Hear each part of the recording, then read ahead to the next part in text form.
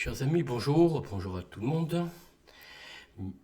Petite vidéo ce matin, alors vraiment très petite, parce que là, j'ai pas grand-chose à vous dire en actualité. Et quant à l'histoire des rois de notre pays, je n'ai pas grand-chose à dire sur ce roi, de celui qui est en fait le frère cadet, non aîné, pas, non cadet, frère cadet du précédent qu'on a étudié, enfin on a lu hier, à savoir Louis III, Louis III. Donc là, c'est Carloman II, le deuxième Carloman, donc. On va donc rapidement, enfin rapidement, je vais directement, je partage avec vous l'écran bien sûr, voilà. Alors nous allons un petit peu parler de ce roi qui a pris la succession à la mort de son frère, je crois. Voilà, ça c'est le gisant, vous le voyez, voilà, c'est le gisant de Carloman II. Alors qui est à côté? Je pense que c'est son frère. Gisant de Carloman II, roi des Francs, bon. D'ailleurs c'est marqué, vous voyez, c'est très précis. Alors, je ne vais pas vous dire grand-chose, je suis navré, chers amis, mais c'est comme ça. Alors,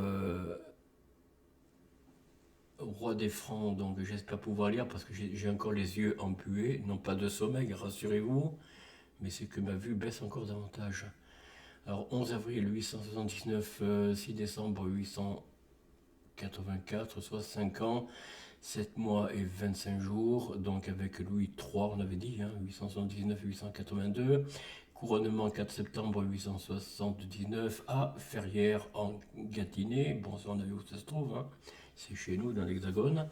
Prédécesseur Louis III donc et successeur Charles III le Gros. Voilà, je ne sais pas si on voit un médaillon aussi, voilà.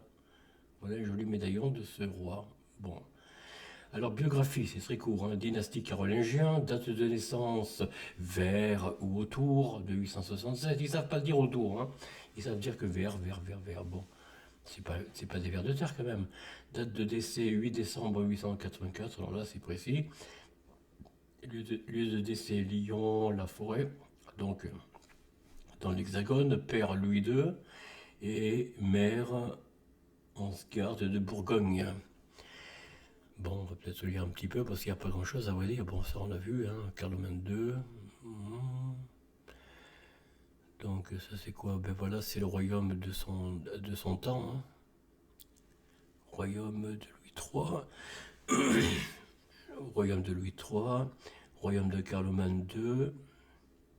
Royaume de Soissons V. Alors là, royaume de Louis III le jeune.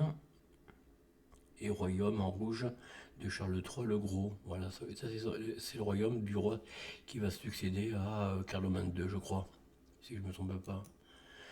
Alors, qu'est-ce qu'on peut dire de ce roi? Le 11 septembre 878, il est fiancé à Troyes avec un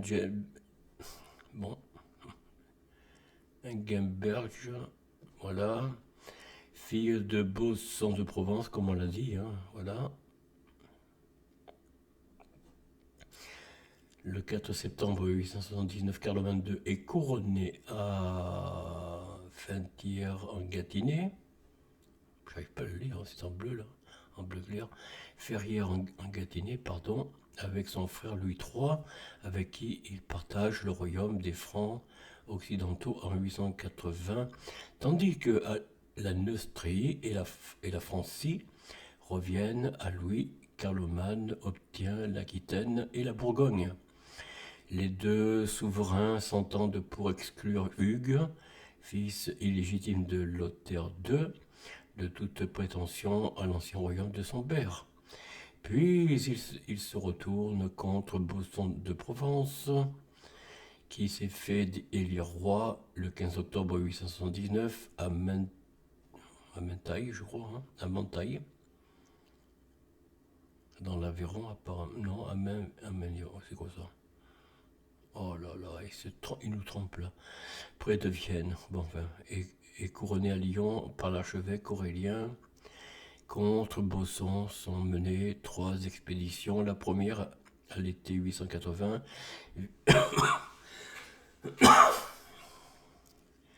vise à pacifier le Berry, le Linois et le Nivernais. Après s'être emparé emparés de Mâcon, ils mettent le siège devant Vienne avec Charles III le Gros, roi d'Italie.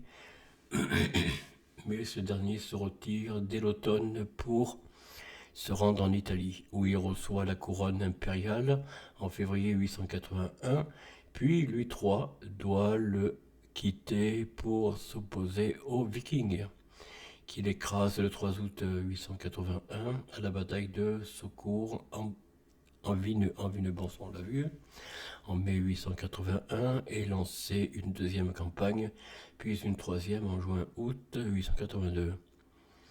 Après la mort de son frère, le 5 août 882, Carloman II abandonne le siège de Vienne, confié à Richard de Bourgogne. Voilà, on n'a pas grand-chose, on n'a qu'une peinture. Dit le justicier, ni en d'accord. Grand seigneur féodal considéré comme le premier des ducs de Bourgogne. Ah bon. Qu'il s'en empare peu après, et se fait reconnaître comme seul roi des Francs occidentaux par une assemblée réunie au palais de Quierzy, dans l'Aisne, le 8 septembre, décidément, je vois très mal. En octobre, il s'avance sur la Somme face aux Vikings qu'il bat sur l'Aisne à Avaux avant de regagner Compiègne où il réunit une nouvelle assemblée pour l'hiver. Je suis étonné qu'ils aient battu les Vikings. Enfin bon. Au pied de Worms, c'est où ça, Worms en Allemagne, bon. Alors, au palais de Worms, le 1er novembre 882, Carloman II réclame, mais en vain à Charles le Gros, la restitution de la moitié occidentale de la Lotharingie que Louis III le Jeune lui avait promise. En 883, il subit à Mianet, près d'Abbeville, une défaite contre l'envahisseur viking. Voilà. En 883, il subit à Manet, près d'Abbeville, une défaite contre l'envahisseur viking qui ravage le pays de Somme. Face à cette situation, il réunit les grands du royaume en 884 à Compiègne, où il est décidé d'achever le départ des Normands contre 12 000 livres pesant d'argent, somme énorme pour l'époque. Oui, il fallait payer les soldats, hein, sinon... En mars 884, il réunit les grands à Vernon et promulgue un capitulaire qui prévoit les peines les plus sévères contre ceux qui pratiquent le brigandage. Il s'agit du dernier capitulaire carolingien. Alors, ayant obtenu le départ des Normands, Carloman II laisse donc la cour au monastère des Andélis, c'est où ça, en Normandie, et part avec quelques jeunes familiers au vieux palais de chasse de Bézu-les-Forêts dans l'Eure, entre Rouen et Gournay-en-Bray. Mais il meurt le 6 décembre 884, quelques jours après avoir été involontairement blessé à la jambe par un coup de boutoir donné par un des vassaux, au cours d'une partie de chasse au sanglier dans la forêt de Bézu. Disparu à l'âge de 17 ans, il est inhumé à Saint-Denis. Charles, le dernier fils posthume de Louis II le Bègue, étant trop jeune, les grands du royaume font appel à l'empereur Charles III le Gros pour assurer la régence. Bon voilà, après l'union et descendance. Donc le 11 septembre 878, il est fiancé à Engelberg, on l'a vu, hein. Fille en très bas âge, le boson en Provence, disparu trop jeune, Carloman III ne s'est pas marié et n'a donc pas de descendance. Voilà, bon ben ça c'est joli ces peintures là. Carloman blessé à mort dans la forêt, regardez. Oui ben décidément, regardez c'est joli cette forêt là. Où est-elle maintenant cette forêt? Existe-t-elle encore? J'ai des doutes. Voilà, ça c'est les deux princes, enfin les deux rois. Donc ça c'est l'aîné apparemment, rien que vu son visage. Donc c'est, comment il s'appelle déjà? Le nom m'échappe. Carloman II, bah, il est là, hein, voilà, hein, ça c'est clair. Et le premier c'est Louis III. Voilà, Louis III et Carloman II. Excusez-moi, chers amis. Mon bureau est tellement mal. Enfin bon. Bon, c'est les notes, alors on va s'arrêter là. Alors, qu'est-ce que je vais pouvoir vous donner comme actualité, chers amis? Je n'ai pas grand-chose à vous dire. Et pourtant, ah ben oui, le 49.3. Vous voyez, ils ont fait passer le budget, dont la loi de finances et tout ça, enfin tout, la justice, l'armée, tout, par le 49.3. Ça veut dire, peuple de l'Hexagone, fermez-la, c'est nous qui décidons. On muselle l'Assemblée, le Sénat. Alors ça veut dire, chers amis, si vous devez payer des impôts l'année prochaine, eh bien, je vais aller voir sur Illégal en France ce qui est dit dans un cas où, justement, la voix populaire n'a pas été reconnue par ceux qui sont censés nous représenter, parce que le 49.3, c'est la fin, ou plutôt, pas la fin, mais comment dire, c'est pas la fin, c'est seulement l'interdiction au peuple de prendre la parole. Ils prennent des décisions sur votre dos, chers amis, sur tous les contribuables, sur le mien aussi d'ailleurs au passage. Mais moi je m'arrange différemment. Enfin, bon, je ne vais pas vous expliquer là, c'est pas le sujet de cette vidéo, comment résister à des lois qui n'en sont pas. Comment voulez-vous qu'une loi de budget votée par le 49.3 à la volonté seule du gouvernement, sans l'aval, sans l'accord du législatif, vous voyez, c'est comment dire, c'est verrouiller la parole au législatif pour que seul l'exécutif ou le contraire, je ne sais plus. Enfin, l'un des deux partis prend le dessus sur l'autre, vous comprenez? Alors que normalement, pour qu'une loi soit valide, normalement, je dis bien, là on est dans une entreprise de France, présidence française, non, République française, présidence. Allez voir sur Vérif ou société.com. Je n'invente rien, chers amis. Alors allez voir ce qu'est la France. Si c'est un État, une nation ou une entreprise. Ceci dit, je ne vais pas m'étaler là-dessus.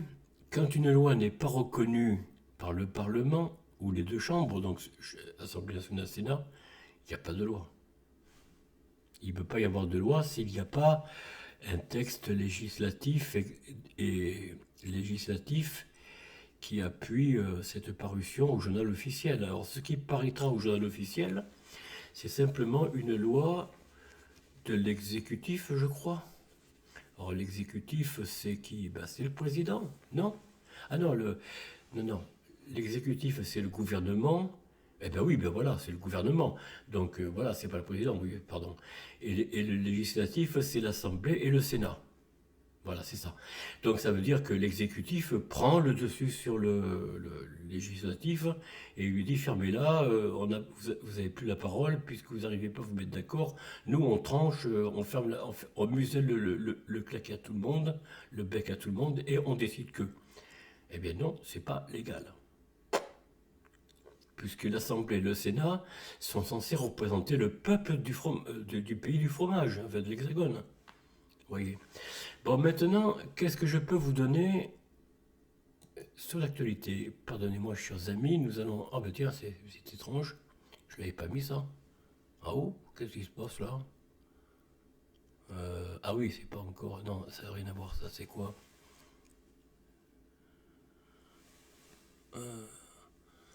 Face aux droits de douane imposés par les États-Unis, la Chine dépose plainte auprès de l'OMC.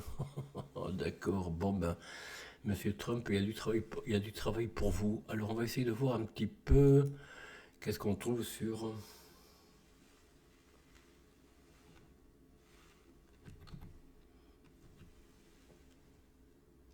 Pardonnez-moi, chers amis, quelques secondes. Ça me paraît évident qu'il y a quelque chose qui ne va pas. Voilà, attendez.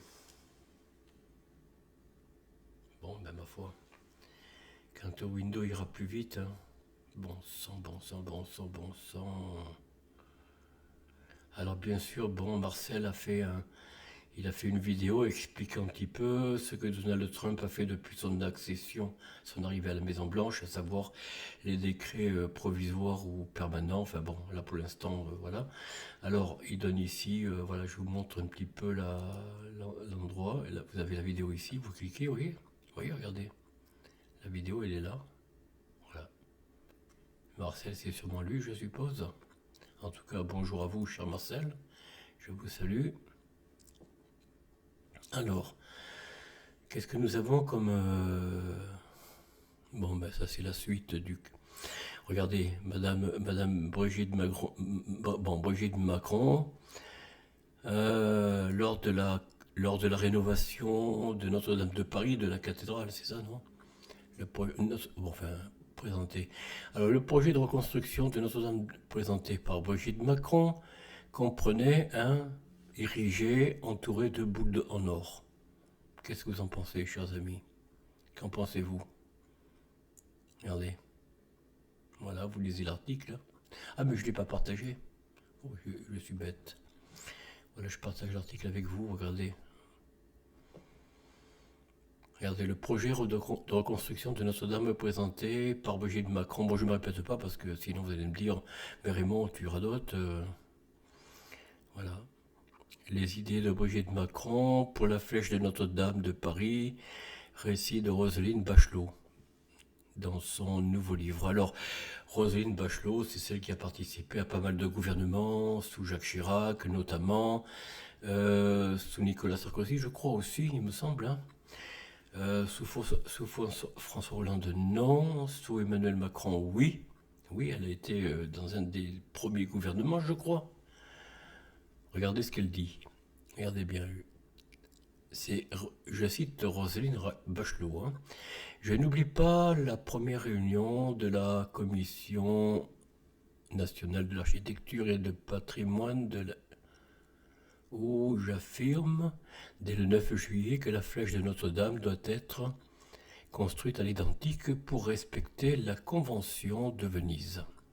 Ça, c'est la Convention pour l'architecture des monuments historiques. Hein. Rappelons-le nous bien. Quand je rentre rue de Valois, le cabinet est en stress. L'Élysée rêve d'un geste architectural et m'accuse de n'en faire qu'à ma tête. Bon, ce ne sera pas la dernière fois. Je ne regrette pas cette insubordination quand, déjeunant quelques jours plus tard avec Brigitte Macron, elle me montre un projet et hallucinant. Qu'est-ce qu'elle dit là? Hallucinant. Bon, avec une sorte de érigé entouré de boules en or. Bon, je vous laisse suivre l'actualité là-dessus. Chers amis, voilà, vous voyez. Pardon, ma vidéo risque d'être un peu strikée, mais tant pis. Je ne sais pas si ça passera. Bon. Guerre économique, le Panama lâche la Chine sous la pression des États-Unis. Bon, voilà. Après Zelensky qui nous fait un gros mensonge, qui dit que les 100 000 milliards d'aides militaires des États-Unis, des pays occidentaux, dans l'Europe, hein, bah, il ne sait pas où ils sont passés. Bah oui, il ne sait pas, il n'y a plus d'argent. Il n'y a plus d'argent en Ukraine.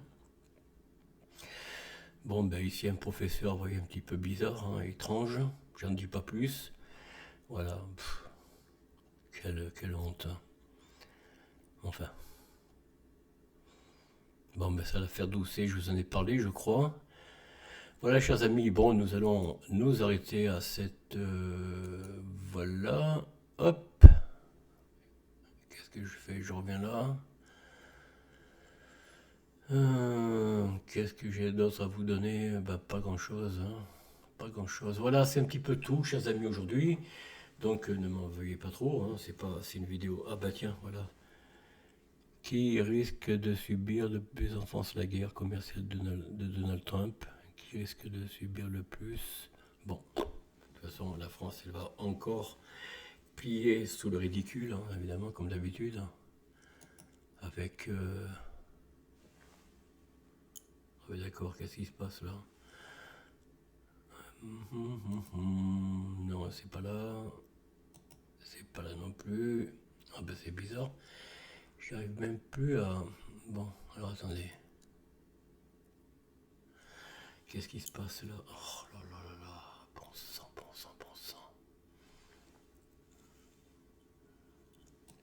Bon, je sais pas, chers amis, si vous me voyez, mais j'ai bien peur qu'il se passe quelque chose d'étrange.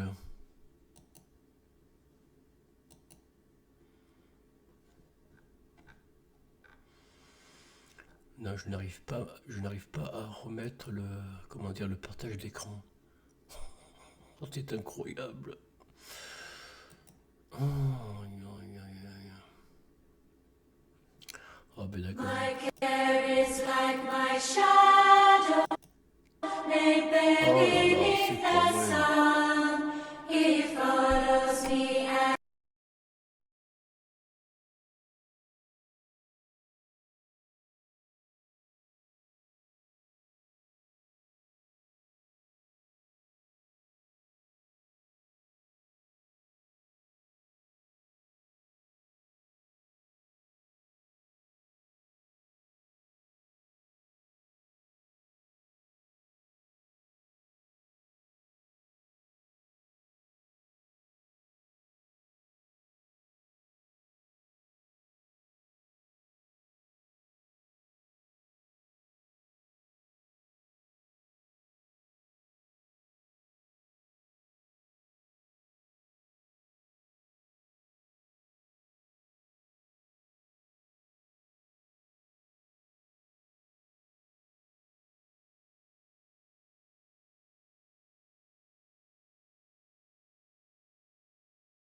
Je suis désolé, chers amis, je ne peux plus mettre le partage d'écran.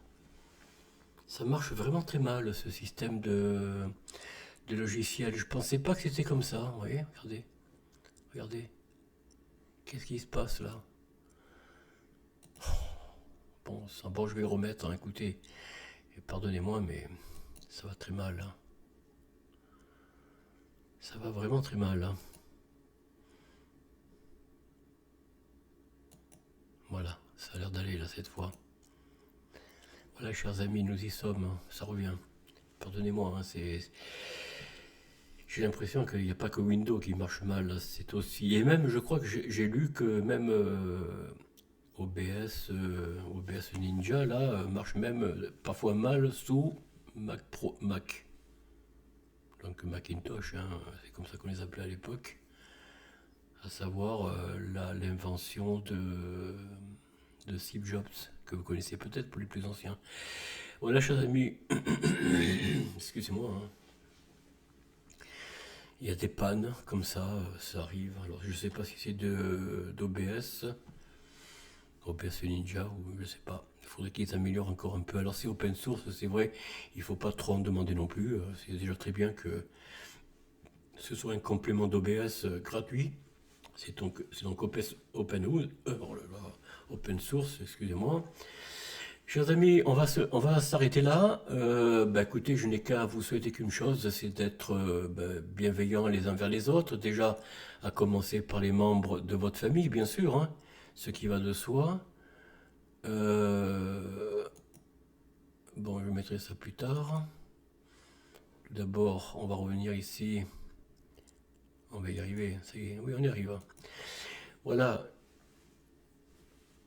Je vous souhaite d'être heureux en famille, bien sûr, d'être heureux avec vos amis, ça va de soi, évidemment, hein. Mais surtout en famille, il faut commencer par ceux qui sont vos parents, grands-parents ou vos enfants, vos petits-enfants peut-être, hein, pour les plus âgés. Je vous souhaite d'être heureux, de vivre dans un bonheur sans mélange, on va dire, hein, sans conflit, sans rien. Bon, c'est pas évident, hein. Des fois il y a des prises de bec, hein, ça peut arriver. Bon, rien n'est jamais parfait, la vie n'est pas droite, pardon.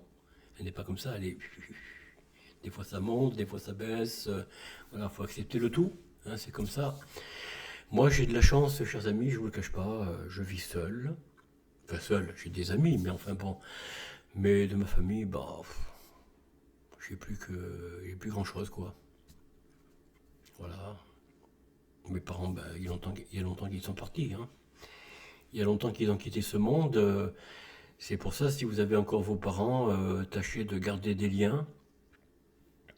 Même si peut-être, comme je le vois chez moi, autour de chez moi, des gens qui ont eu des problèmes soit avec le papa, soit avec la maman, enfin soit avec le père ou la mère, ou les deux, qui n'ont pas eu, soit que la mère est partie, ou le père, bon, il allait un peu trop vite en lever de coude, hein. Mais que voulez-vous, il faut savoir se redresser, reprendre les rênes en main. Moi, j'ai autour de moi des exemples de gens qui ont quand même eu une enfance difficile, mais qui ont su rebondir et qui sont devenus ben, des gens heureux. Il y en a certains que je ne vais pas nommer, mais bon, il y en a qui ont eu des enfances très difficiles, parfois même sans parents, hein, pratiquement, ou alors un papa qui est mort très jeune et qui sont devenus soit des chanteurs, soit des acteurs, soit des écrivains, soit des comédiens. Enfin bon, voilà. Vous voyez, chacun, faut pas non plus, il faut pas désespérer, même si l'enfance. Je pense que ce que l'on subit en tant qu'enfant, quand on a des parents difficiles, bon, ben, c'est parfois heureux quand les parents sont soudés, qu'ils ont à cœur l'instruction et l'éducation de leur enfant, ou de fille ou garçon d'ailleurs, hein, et qui en font de bons éléments. Et puis, tout le monde n'est pas comme ça, hein. Malheureusement, beaucoup sont déchirés, de parents déchirés quand ils sont enfants. Ils subissent sans pouvoir prendre position pour eux compte. C'est des enfants. Mais quand on devient à l'âge de raison plus adulte, eh bien, on doit se prendre les choses en main, tenir les rênes, tenir le taureau par les cornes et dire bon, mais il faut se battre pour redresser et ne pas refaire ou reproduire si un jour j'ai des enfants, si j'en ai déjà, et de ne pas refaire ce que moi j'ai connu. Voilà. Chers amis, on se dit à bientôt. Portez-vous bien. Au revoir. Alors, c'est là.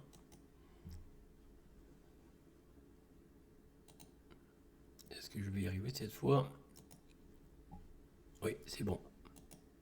My care is like my shadow.